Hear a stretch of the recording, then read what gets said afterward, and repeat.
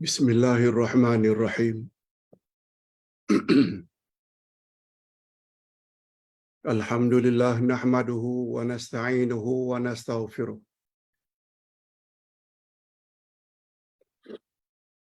Wa na'udzu billahi min shururi anfusina wa min sayyiati a'malina. Man yahdihillahu fala mudilla lahu wa man yudlil fala hadiya lahu. Asyhadu an la ilaha illallah wahdahu la syarika lahu wa asyhadu anna Muhammadan abduhu wa rasuluh la nabiyya ba'dah. Allahumma salli wa sallim ala nabiyyina Muhammad wa ala alihi wa sahbihi ajma'in, amma ba'd. Hadirin dan hadirat serta para pemirsa yang saya hormati, Assalamualaikum warahmatullahi wabarakatuh.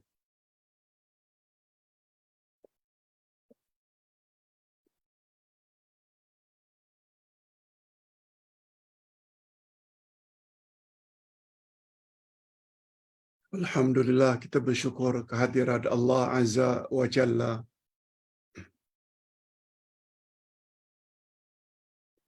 Berkat taufiknya,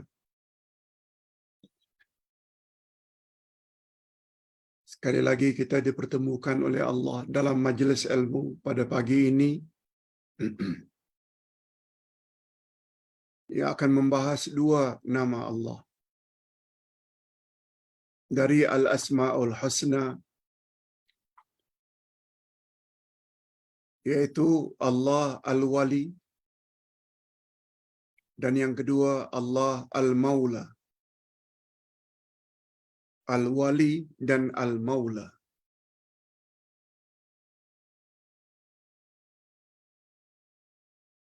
Kedua-duanya membawa makna yang maha pelindung. Yang maha pelindung.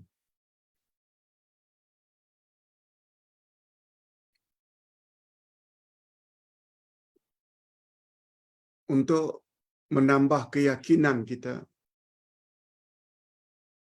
pertama-tama kita perlu tahu nama ini ada tak dalilnya dari Al-Quran atau dari Al-Hadis.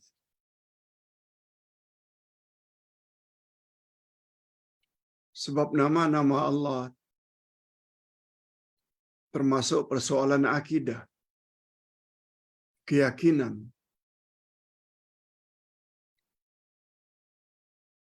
Dan setiap keyakinan mesti ditopang oleh dalil. Dan dalilnya pula tidak boleh akal. Dalilnya adalah Al-Quran atau Sunnah Nabi sallallahu alaihi wasallam. Nah, dalam hal ini Allah berfirman dalam banyak ayat. Antara lain dalam surat Asy-Syura ayat 9. Allah berfirman, A'udzubillahi minasyaitonir rajim. Wallahu huwal wali wa huwa yuhyi wa yumit wa huwa yuhyil mauta. Fallahu huwal wali wa huwa yuhyil mauta wa huwa ala kulli syai'in qadir. Artinya, maka Allah dialah pelindung yang sebenarnya. Dia menghidupkan orang-orang yang mati. Dan dia adalah maha kuasa atas segala sesuatu.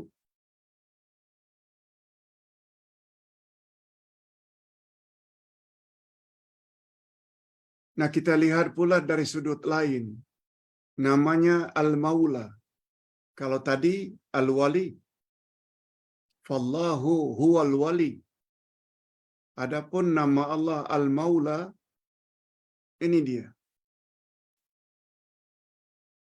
Wa aqimus salata wa atuz zakah wa'tasimu billah huwa maulakum fa ni'mal maula wa ni'man nasir. Maka dirikanlah salat, tunaikanlah zakat, dan berpeganglah kamu pada tali Allah atau agama Allah. Dia adalah pelindungmu, maka dialah sebaik-baik pelindung dan sebaik-baik penolong. Ni'mal maula wa ni'man nasir. Okey.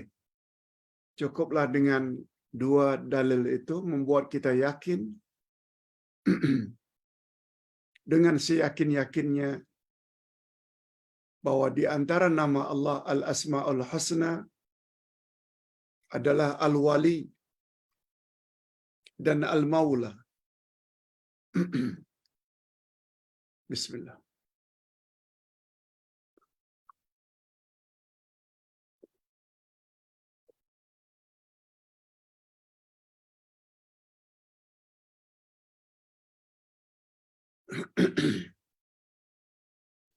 Sekarang kita berpindah kepada makna Al-Wali dan Al-Maula.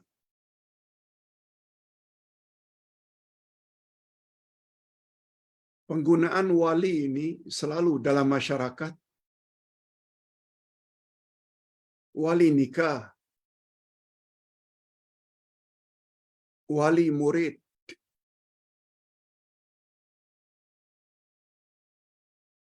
Apa makna wali, Pak Ustaz? Apalagi bila dikaitkan dengan Allah Subhanahu wa taala. Ini penjelasannya. Al-wali adalah sighah mubalaghah. Bentuk yang menyatakan bersangat-sangatan.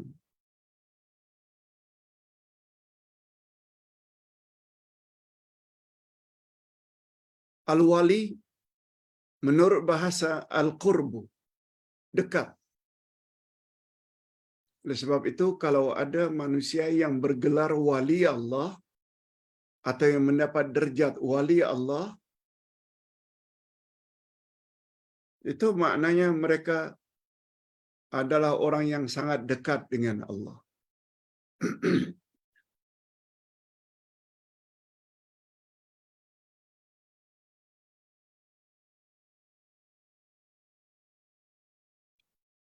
Jadi al-wali dia boleh membawa makna al-qurbu, juga membawa makna ad-dunu, yang artinya dekat atau hampir.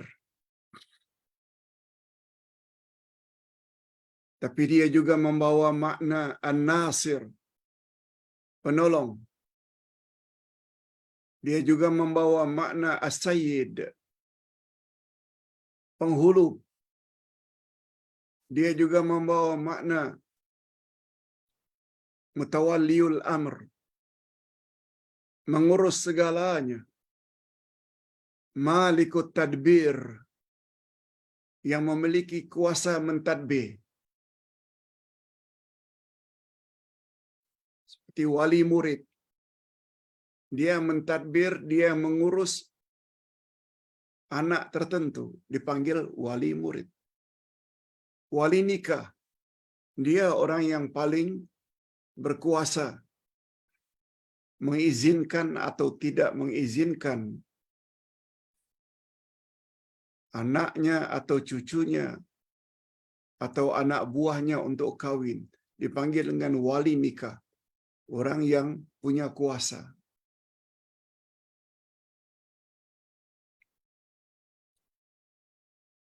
Itu semua makna wali. Adapun maula membawa makna al-mu'tiq, orang yang membebaskan. Dia juga mencakupi makna al-malik wal-mun'im, yang memiliki dan yang memberi nikmat. Itu Al-Maula. Sebagaimana dia juga membawa makna An-Nasir, penolong, Al-Muhib, yang mencintai, Al-Mu'in, yang membantu, As-Sahib, sahabat, Al-Qarib, dekat. Semua itu adalah terkandung di dalam nama Allah Al-Maula.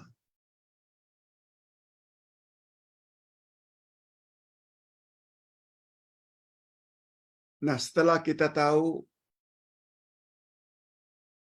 itu makna daripada Al-Wali atau Al-Maula,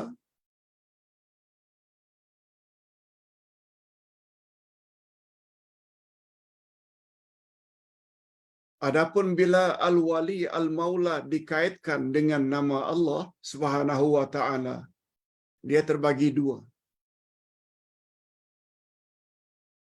Ada namanya wilayah ammah,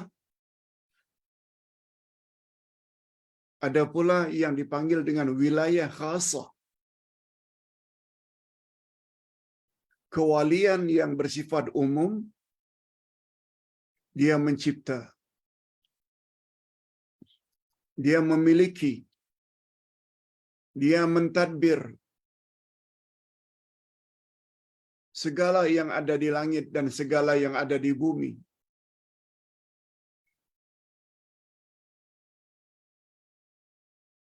Sama ada yang dihidupkannya, yang dimilikinya, yang ditadbirnya orang baik ke atau orang jahat, orang Islam ke orang kafir. Itu namanya wilayah ammah.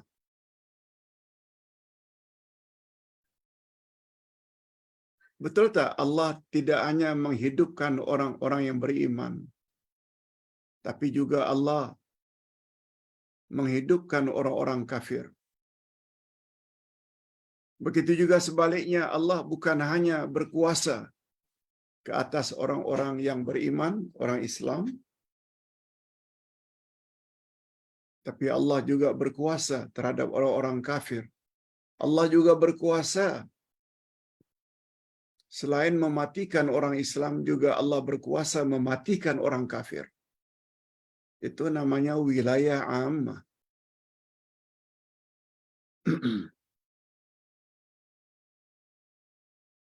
Satu lagi namanya wilayah khasah, yaitu pentadbiran Allah, pertolongan Allah kepada orang-orang yang beriman saja, kepada orang-orang yang bertakwa saja. Dialah yang telah mengeluarkan mereka daripada kegelapan menuju kepada terang benderang. Kegelapan di sini dengan makna kekufuran. Lalu dikeluarkan oleh Allah daripada kekufuran. Akhirnya menjadi orang yang beriman. Yang mengeluarkan mereka, yang tolong mereka, mengeluarkan mereka dari kesesatan, dalalah, kepada hidayah. Mengeluarkan mereka dari kesyirikan. Akhirnya mereka menjadi orang yang mentauhidkan Allah. Nah, yang jenis ini nih namanya wilayah khasah. Khas untuk orang yang beriman dan bertakwa sahaja. Disinilah beruntungnya kita bila beriman kepada Allah. Bila kita memeluk Islam, kita akan dapat yang ini. Yang orang kafir tak dapat. Karena kekufuran mereka. Allah biarkan mereka dalam kesesatan. Untuk kelak dia azab di akhirat. Kalau mereka itu berkekalan di dalam kekufuran dan kesyirikan.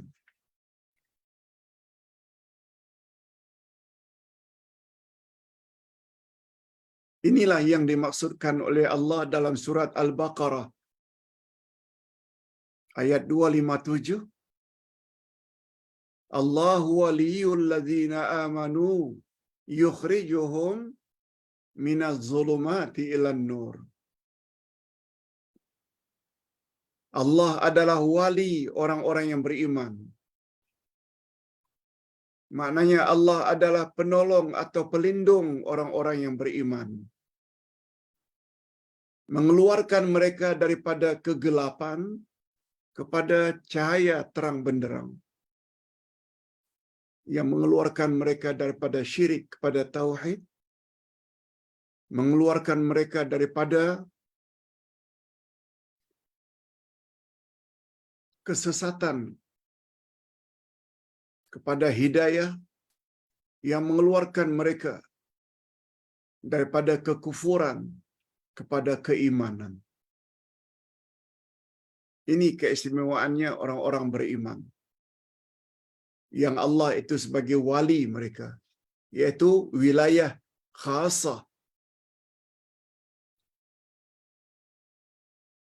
atau wilayah khusus.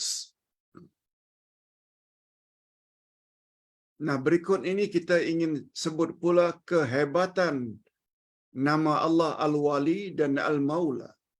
Kehebatannya.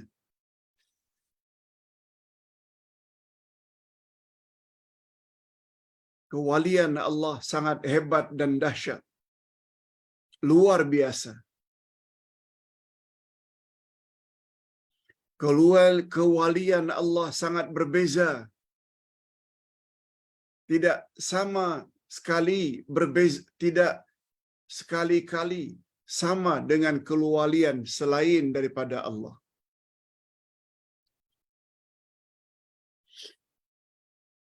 Sebagaimana Allah jelaskan, laisa kamitslihi syai', Allah tak serupa dengan satu apapun juga. Wa huwa samiul alim, Dia Maha mendengar lagi Maha mengetahui. Allah tak serupa. Di situ hebatnya kewalian Allah. Perlindungan daripada Allah. Seseorang apabila mendapat perlindungan Allah, tak perlu khawatir. Walaupun seluruh makhluk sepakat akan membahayakannya, memudaratkannya, mencederakannya, kalau orang tersebut mendapat perlindungan Allah, tak ada siapa yang boleh jentik. Beza dengan perlindungan dari selain Allah.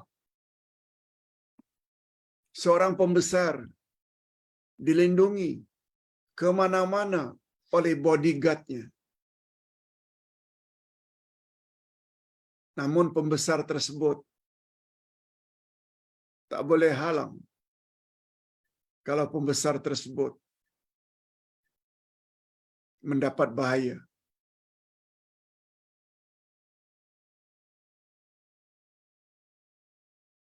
Pembesar tersebut tidak dapat menghalang bila Allah ingin mematikannya, ingin menurunkan bala dan sakit ke atasnya. Walaupun dia memiliki ribuan bodyguard, tapi bila Allah telah memberi perlindungan, jangan bimbang. Sebagaimana sabda Nabi, man shalla salatal fajri, siapa yang melakukan salat subuh, lebih-lebih lagi berjamaah, fahuwa fi zimmatillah, dia di dalam jaminan Allah, dia di dalam perlindungan Allah. Begitu jaminan Allah akan melindungi orang-orang yang salat subuh, apalagi berjamaah. Itu di antara contoh.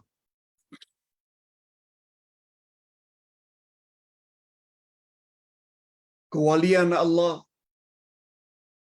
yang mengatur segala urusan di alam ini, dan seluruh makhluknya mencakupi makna bahwa dialah yang mentadbir, yang mengurus, yang mengatur untuk makhluknya apa yang boleh mendatangkan manfaat untuk mereka. Apakah yang berkaitan dengan agama, apakah yang berkaitan dengan dunia mereka, dan akhirat mereka. Semua Allah yang atur. Kalau ingin bahagia di alam barzakh, kalau ingin bahagia di alam akhirat, buat ini ketika di dunia. Bila kita patuhi, bahagialah kita di alam barzakh. Dapatlah kita jawab soalan mukar wa nakir. Dan selanjutnya akan bahagia di alam akhirat, masuk syurga.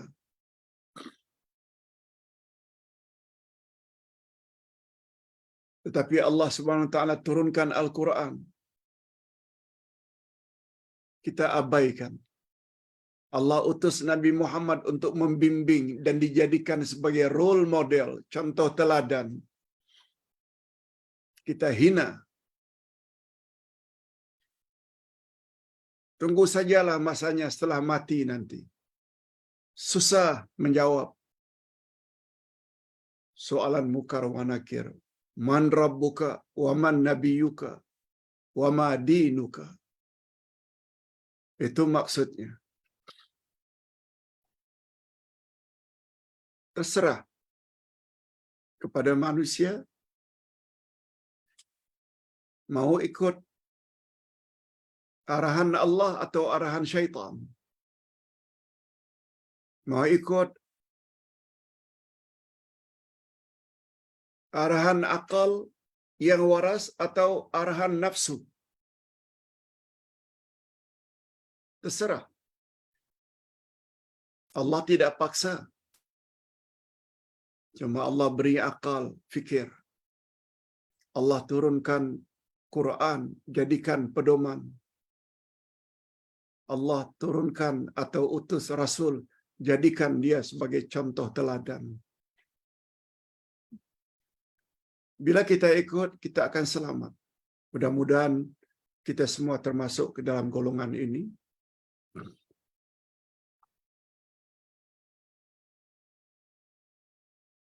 Tetapi bila kita tidak ikut ketentuan Allah,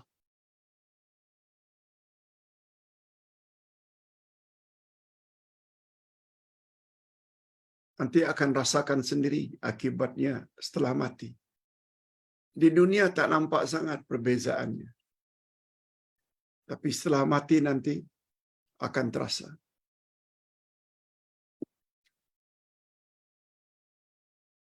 Allah Subhanahu wa taala menamakan dirinya dengan nama Al-Wali dan Al-Maula.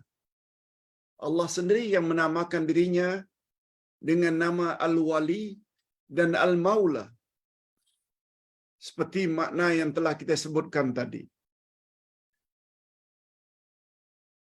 Sebagai Al-Asma'ul Husna.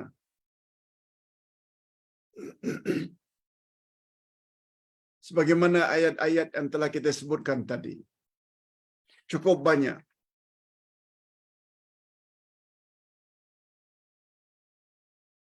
Kita bacakan ayat 157 Al-Baqarah. Maaf, 257 Al-Baqarah. Yaitu 2 ayat setelah ayatul kursi. Barangkali semua kita hafal. Sebab ini termasuk ayat-ayat yang menjadi wirid kita pagi dan petang. Tertera di dalam kitab wirid Rasulullah pagi dan petang. Kita digalakkan supaya membaca 10 ayat dari surat Al-Baqarah pagi dan petang. Antaranya ayat ini.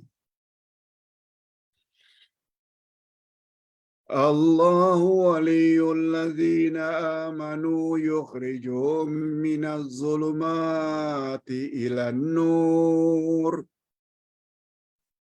والذين كفروا أولياؤهم الطاغوت يخرجونهم من النور إلى الظلمات أولئك أصحاب النار هم فيها خالدون.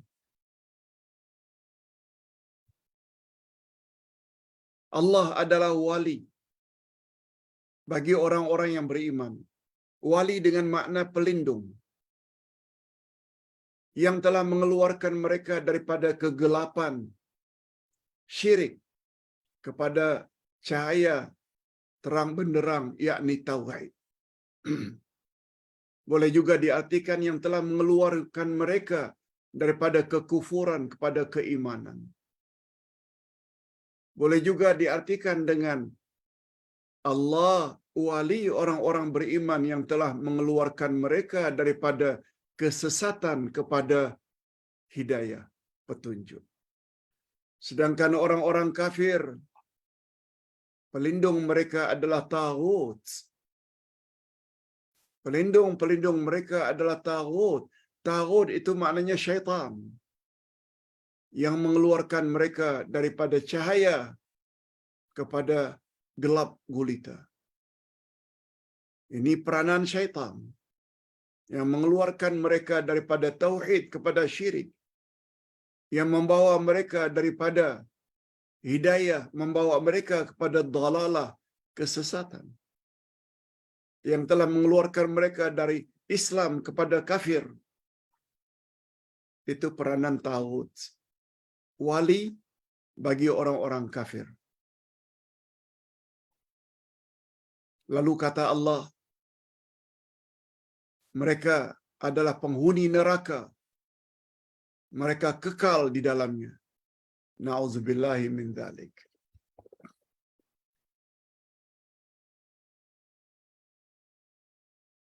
Apa pengajaran yang dapat kita ambil dari ayat itu? Ada 3. Pertama sekali,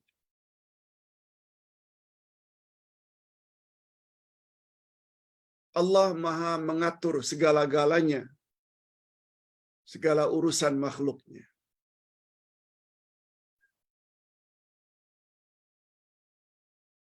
Kesimpulan yang kedua dari ayat tadi, Allah adalah pelindung bagi orang-orang beriman yang mengeluarkan mereka daripada gelap gulita, yakni kufur, syirik, kesesatan, membawa mereka kepada keimanan, membawa mereka kepada tauhid, membawa mereka kepada hidayah. Allahumma ja'alna minhum. Ya Allah, masukkanlah kami ke dalam golongan ini. Itu maksud Allah sebagai wali bagi orang-orang beriman. Sedangkan pelindung bagi orang-orang kafir adalah taghut. Sayyidina Umar pernah ditanya, apa makna taghut? Taghut itu adalah syaitan. Orang kafir beribadat tidak hanya kepada Allah, tapi menyembah berhala, menyembah api, menyembah manusia, makan sesuka hati, tak bezakan halal dan haram.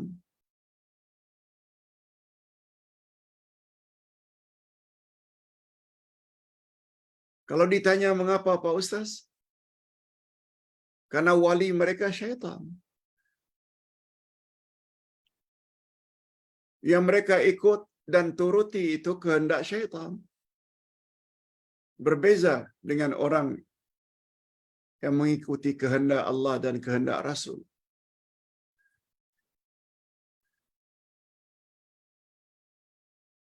Nah, selanjutnya Allah sebagai wali orang-orang yang beriman. Wali di sini dengan makna pelindung.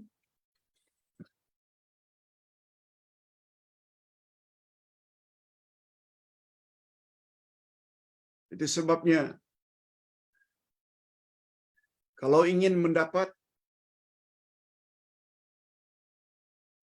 perlindungan daripada Allah, kita pula mesti berusaha untuk menjadi wali Allah. Kita pula mesti berusaha untuk menjadi wali Allah. Allah itu wali dengan makna tadi, Maha berkuasa, Maha pelindung. Manusia juga boleh menjadi wali. Cuma dipanggil dengan wali Allah. Wali Allah maknanya orang yang dekat dengan Allah.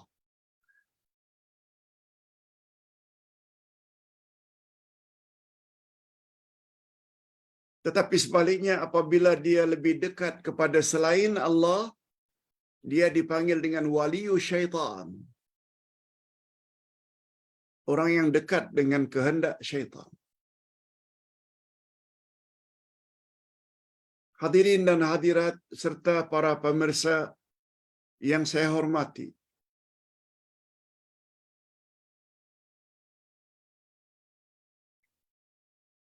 Semua orang boleh menjadi wali Allah.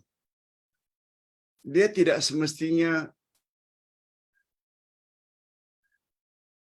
dari orang-orang yang berasal dari keturunan tertentu. Bukan. Wali Allah bukan milik orang Arab.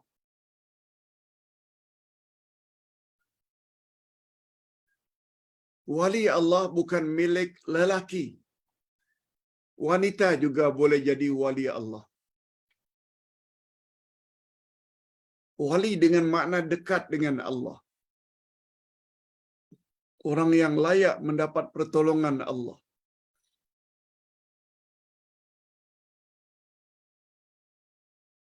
Dia boleh diperolehi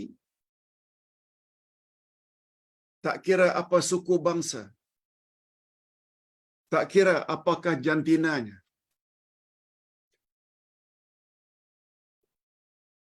Tapi Allah Subhanahu Wa Taala mensyaratkan ada dua syarat untuk jadi wali Allah.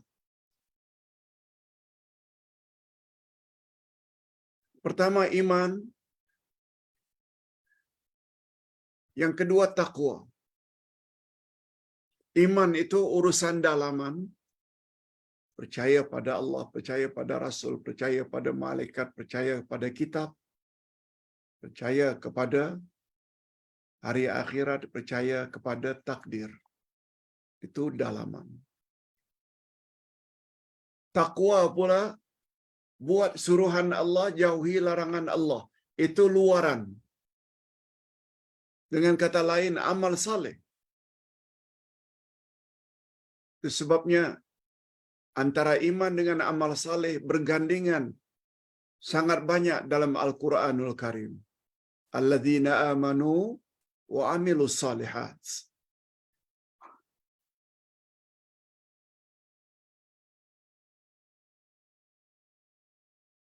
Nah, bila ditanya Pak Ustaz, dari mana kita dapat tahu syarat untuk menjadi wali Allah itu iman dan takwa?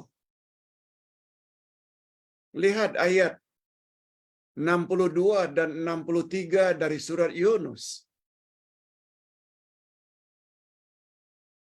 Ya, surat Yunus 62-63. Allah sendiri yang sebut. Ala inna awliya Allahi la khawfun alaihim wa la hum yahzanun. Alladzina amanu wa kanu yattaqun.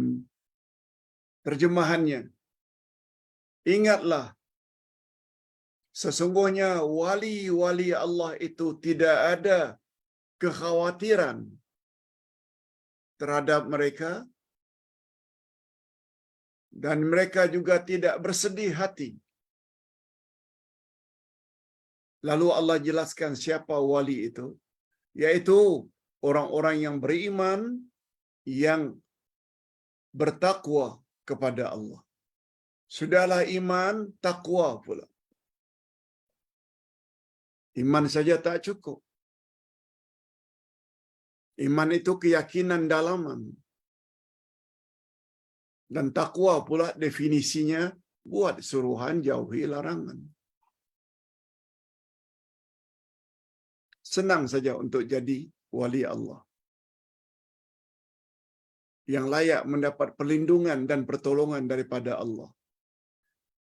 Mantapkan iman dan pertingkatkan ketakwaan. Itu saja. Allah yang sebut. Tak perlu ragu. Itu sebabnya Ustaz pernah menulis,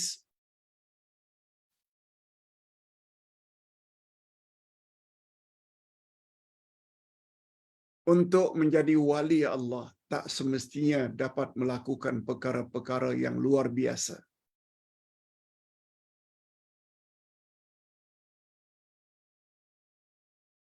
Untuk menjadi wali Allah tidak jadi syarat mesti boleh berjalan di atas air, terbang dengan permaidani dari satu negeri ke negeri yang lain, berjalan di dalam hujan tidak basah, makan kaca macam kerupuk, tidak melukakan bibir. Tak. Tidak jadi syarat untuk menjadi wali Allah itu dia mesti dapat melakukan perkara-perkara luar biasa. Walaupun kadang-kadang wali-wali Allah itu diberi oleh Allah beberapa keistimewaan, itu kita tak nafikan. Cuma yang kita ingin jelaskan, ia bukan jadi syarat.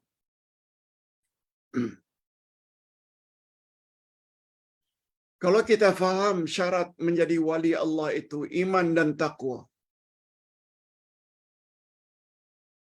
boleh tak sahabat Nabi yang menjadi khalifah Rasulullah setelah baginda wafat, Abu Bakar, Umar, Osman, Ali, mereka adalah wali-wali Allah? Boleh tak? Boleh sangat. Walaupun mereka tidak popular dipanggil sebagai wali Allah, tapi derajat mereka adalah wali Allah. Mereka dijamin masuk syurga menurut Nabi sallallahu alaihi wasallam. Allahu akbar. Jadi kita tak perlulah mendapat gelaran wali Allah. Lebih baik tidaklah. Biar Allah yang menilai. Sebab kita kalau dipanggil wali Allah dah riak pula. Sombong. Biarlah Allah yang menilai. Asalkan iman kita mantap, amal soleh kita pertingkat dari masa ke semasa. Tak kira laki-laki, tak kira wanita, layak mendapat derajat wali Allah. Maknanya orang yang hampir dengan Allah.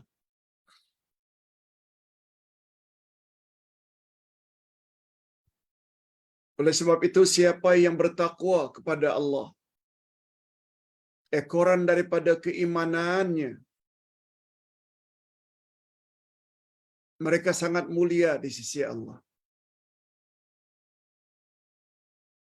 Sebabnya Nabi Muhammad sallallahu alaihi wasallam pernah bersabda. Ini hadis panjangnya. Muka surat 465.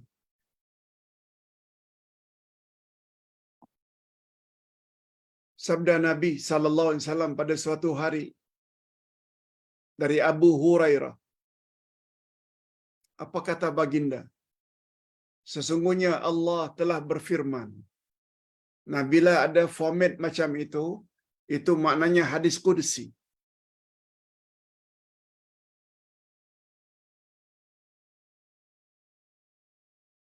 Hadis ada dua, ada hadis qudsi, ada hadis nabawi. Hadis nabawi, contoh, telah berkata Umar ibn Khattab, radhiyallahu anhu, aku telah mendengar Rasulullah bersabda, innamal a'malu binniyat. Kata Umar, aku pernah mendengar Rasulullah bersabda, sesungguhnya amalan itu diterima oleh Allah berdasarkan niat. Itu namanya hadis nabawi. Tapi kalau seperti ini daripada Abu Hurairah, kata Abu Hurairah, Rasulullah telah bersabda, sesungguhnya Allah telah berfirman. Ini membawa makna hadis qudsi. Nabi yang cakap apa yang Allah firmankan. Tapi bukan Al-Quran. Ini namanya hadis qudsi. Coba dengar apa kata Allah dalam hadis qudsi ini. Siapa yang memusuhi wali-waliku, niscaya aku isytiharkan perang kepadanya. Allahu Akbar. Siapa yang memusuhi orang-orang yang dekat kepadaku, kata Allah. Orang yang dekat itu wali-waliku, aku isytiharkan perang kepada orang tersebut. Itu sebabnya kita ingin nasihatkan para penguasa agama. Nasihat ya. Kalau ada orang-orang yang ingin mengajar Quran, sunnah Nabi yang sahih, tafsir Al-Quran, jangan coba-coba dihalang. Apalagi ditangkap. Buktinya cukup. Ada kitab yang dia tulis. Ada nota yang dia sebut. Yang dia tulis untuk jemaahnya.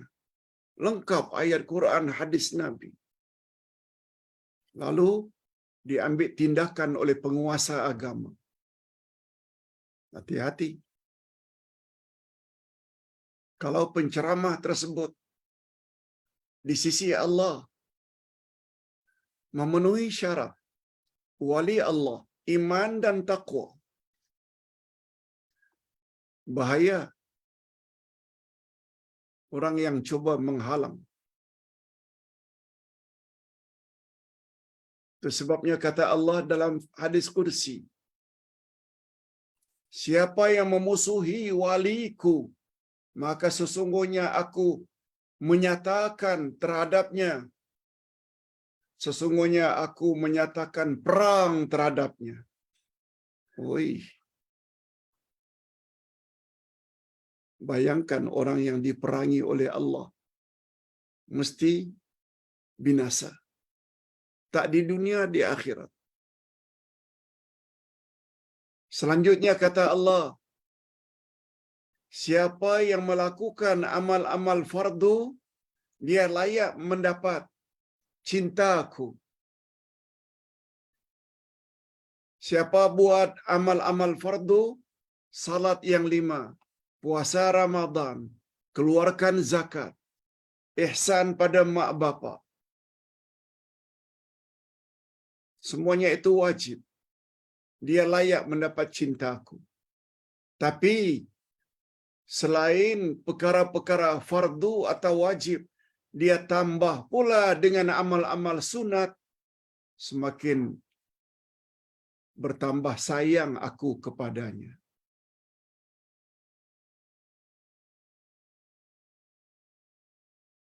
Allah suka kalau kita buat perkara fardu. Tapi setelah perkara fardu, kita tambah pula dengan amal-amal sunat, lagi Allah sayang. Itu maksudnya.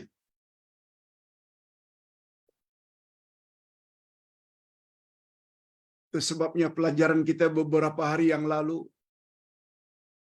orang yang mentauhidkan Allah ini terbagi 3. Ada namanya zalimul li nafsi,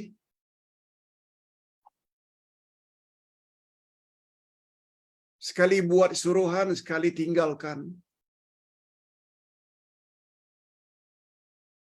dijauhi larangan Allah, tapi sekali-kala dilanggar juga. Itu namanya zalimul linafsi. Tapi ada golongan yang kedua, yaitu muqtasid. Mereka buat suruhan Allah yang wajib, yang sunat tidak. Mereka jauhi larangan Allah yang haram. Tapi yang makruh mereka masih buat. Okey, golongan kedua ni lebih baik daripada yang pertama. Nah, golongan ketiga lagi bagus. Sabiqum bil khairat. Yang berlomba-lomba berbuat kebajikan. Yaitu selain laksanakan suruhan Allah yang wajib, mereka juga buat suruhan-suruhan Allah yang sunat. Selain jauhi larangan-larangan Allah yang haram, juga mereka jauhi yang makruh dan syubhat. Ini yang terbaik. Mudah-mudahan kita termasuk ke dalam golongan yang ketiga ini.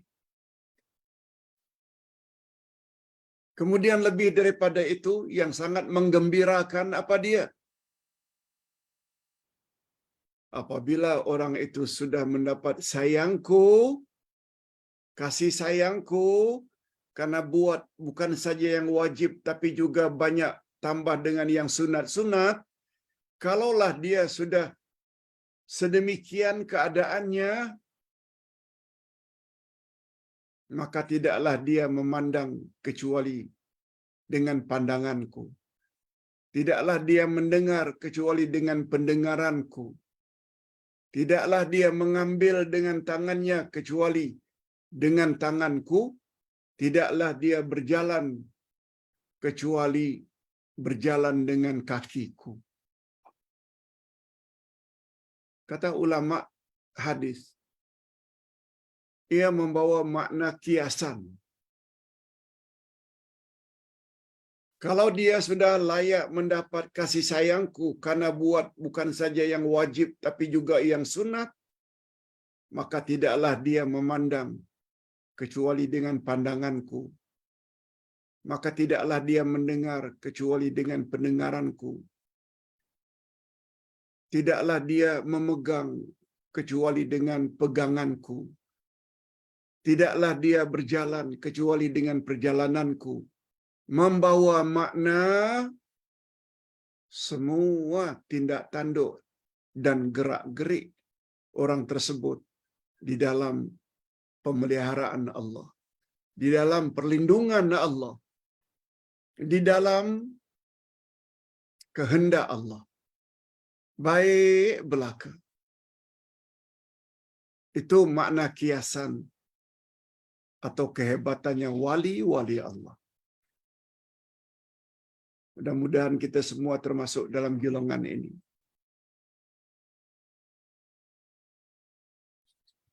Hadirin dan hadirat serta para pemirsa yang saya hormati. Itu sebabnya pada bahagian akhir dari ayat yang terakhir surat Al-Baqarah. Apa ayat itu? La yukallifullahu nafsan illa wus'aha laha ma kasabat wa 'alaiha maktasabat. Rabbana la tu'akhidna in nasina aw akhtana. Rabbana wa la tahmil 'alaina isran kama hamaltahu 'ala alladhina min qablina. Rabbana la tu'akhidna in nasina aw akhtana. Rabbana wa la tahmil 'alaina isran kama hamaltahu 'ala alladhina min qablina. Apa lagi?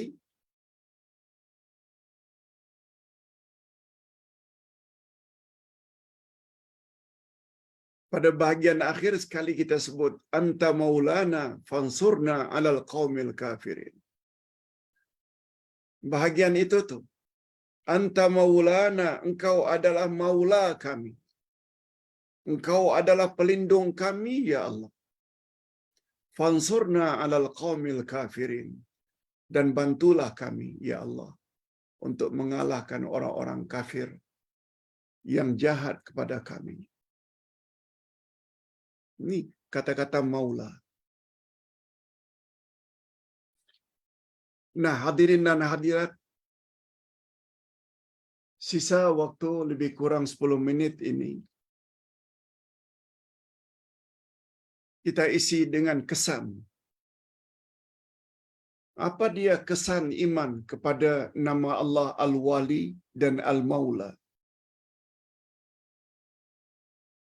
Itu sebabnya sebelum kita bercakap tentang kesan, kita kena faham dulu apa makna Al-Wali, apa makna Al-Maula.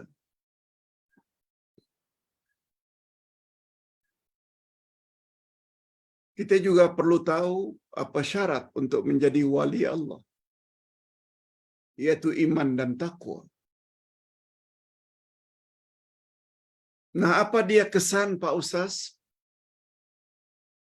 pada diri seseorang apabila mempunyai keyakinan yang mantap terhadap nama Allah Al-Wali dan Al-Maula? Di sini kita simpulkan dua saja.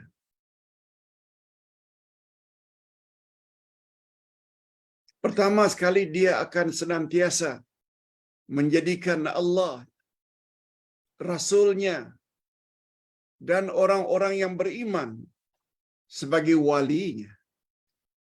Wali maknanya pihak yang dia sayangi, pihak yang dia turuti,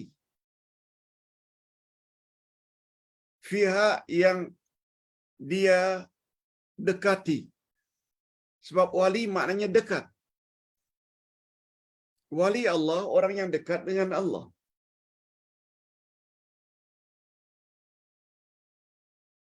Dia tidak hanya salat fardu, tapi dia juga buat salat qabliyah, ba'diyah, rawatib. Dia juga buat salat duha, dia juga buat salat tahajud, witir. Senantiasa mendekatkan diri kepada Allah.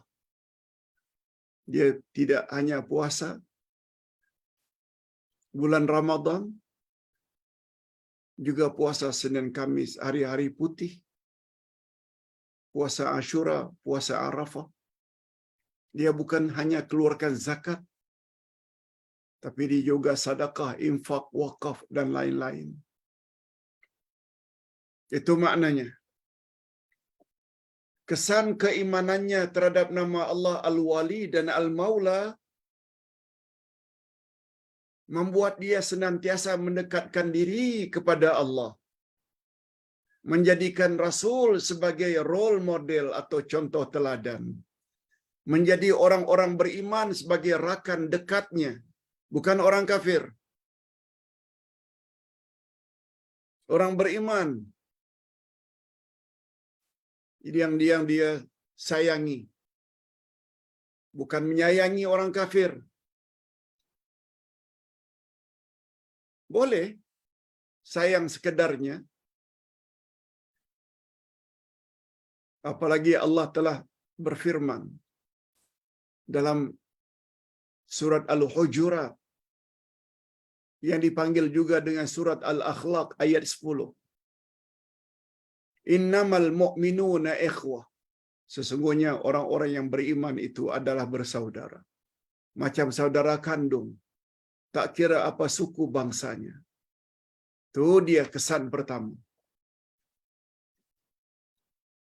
Kesan pertama, iman yang mantap terhadap nama Allah Al-Wali dan Al-Maula membuat dia senantiasa mendekatkan diri kepada Allah. Tak kira di mana dia berada. Allahu Akbar.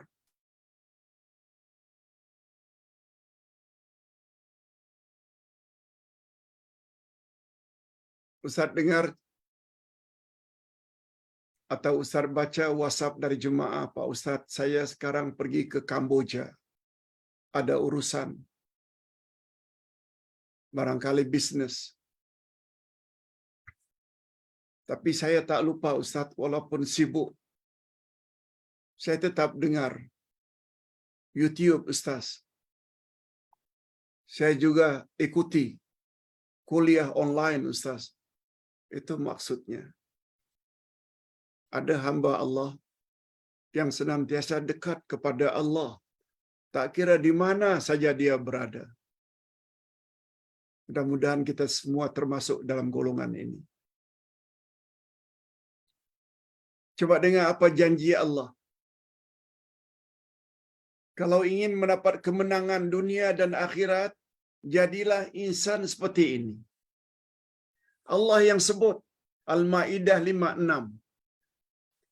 Wa may yatawallallaha wa rasulahu walladzina amanu fa inna hizballahi humul ghalibun.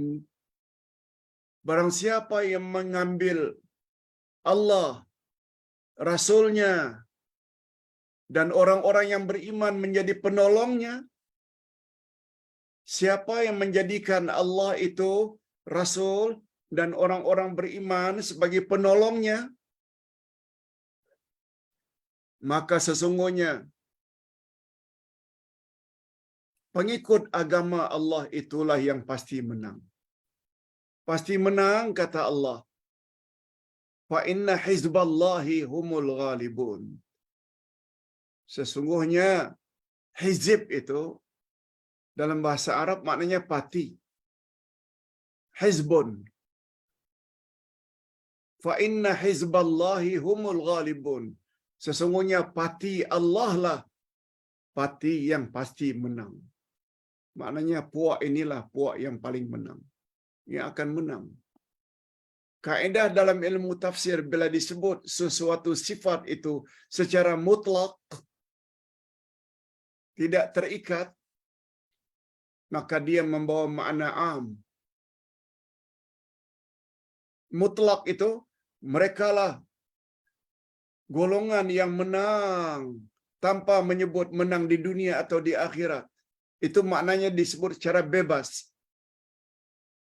Bila sifat disebut secara bebas, ia membawa makna umum, yaitu kemenangannya di dunia dan kemenangannya di akhirat.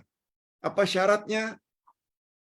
Bila Allah, Rasul, dan orang-orang beriman yang dia jadikan sebagai penolong. Itu syarat. Nah, yang kedua, kesan iman kepada nama Allah Al-Wali dan Al-Maula membuat jiwanya senantiasa tenang. Tidak takut dan tidak sedih. Apa yang perlu ditakut? Kita di dalam jagaan Allah, dalam pertolongan Allah, dalam pemantauan Allah.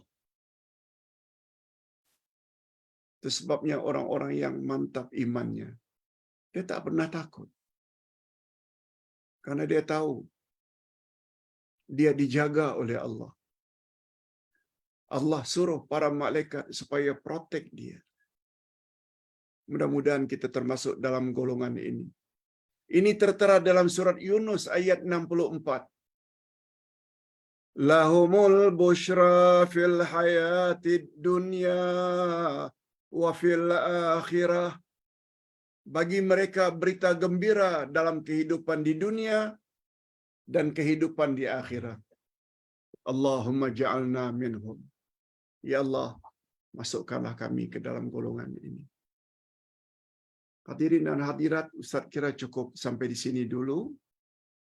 Mudah-mudahan ada manfaatnya. Kita akhiri dengan doa. Alhamdulillah Rabbil Alamin. Wassalatu wassalamu ala asyrafil anbiya'i wal mursalin. Wa ala alihi wa sahbihi ajma'in.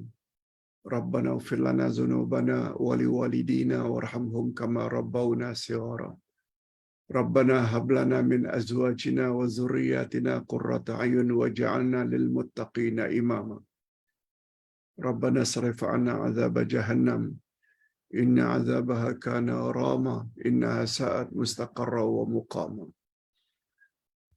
Ya Allah, kami pada pagi ini telah belajar dua namamu yang sangat istimewa, yaitu Al-Wali dan Al-Maula.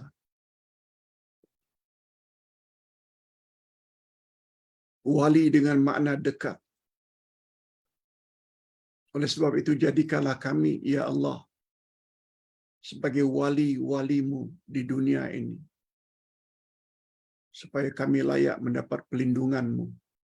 Engkau telah sebutkan dalam Al-Quran, syarat untuk menjadi wali-wali Allah hanya dua, yaitu iman dan taqwa. Oleh sebab itu, ya Allah, mantapkanlah iman kami, dan berilah kami dorongan untuk jadi insan yang bertakwa, yakni buat suruhan-suruhan-Mu, jauhi larangan-larangan-Mu. Malah bantulah kami, ya Allah, bukan saja buat perkara-perkara yang wajib, tapi buat perkara-perkara sunat. Bukan saja menjauhi larangan-larangan-Mu yang haram, tapi juga mampu menjauhi larangan-larangan-Mu yang makruh. Sebab Engkau berjanji di dalam hadis qudsi, apabila seseorang itu buat selain perkara wajib juga perkara sunat, mereka layak mendapat kasih sayang-Mu. Dan apabila orang tersebut telah mendapat kasih sayang-Mu, segala pergerakan hidupnya, memandang, mendengar, memegang, berjalan, semuanya terkawal dengan kawalan-Mu, sehingga bersesuaian dengan kehendak-Mu, sama ada dalam melaksanakan suruhan atau menjauhi larangan-Mu. Ya Allah, jadikanlah kami wali-wali Allah yang memiliki sifat iman dan taqwa. Allahumma khtim lana bi husnil khatimah, wa la takhtim alaina bi su'il khatimah. Ya Allah, akhirilah hidup kami dalam keadaan husnul khatimah, dalam keadaan kami menjadi wali-wali-Mu, ya Allah. Dan lindungilah kami. Janganlah Engkau jadikan akhir hayat kami ini sebagai wali-wali syaitan, yaitu orang-orang yang rosak imannya dan orang-orang yang tidak bertakwa kepadamu. Wa sallallahu ala nabiyyina Muhammad wa ala alihi wa sahbihi ajma'in. Subhana rabbika rabbil izzati amma yasifun. Wa salamun alal mursalin walhamdulillahi rabbil alamin. Subhanakallahumma wa bihamdik, asyhadu an la ilaha illa anta, subhanakallahumma bihamdika asyhadu an la ilaha illa anta, astaghfiruka wa atubu ilaik. Wassalamualaikum warahmatullahi wabarakatuh.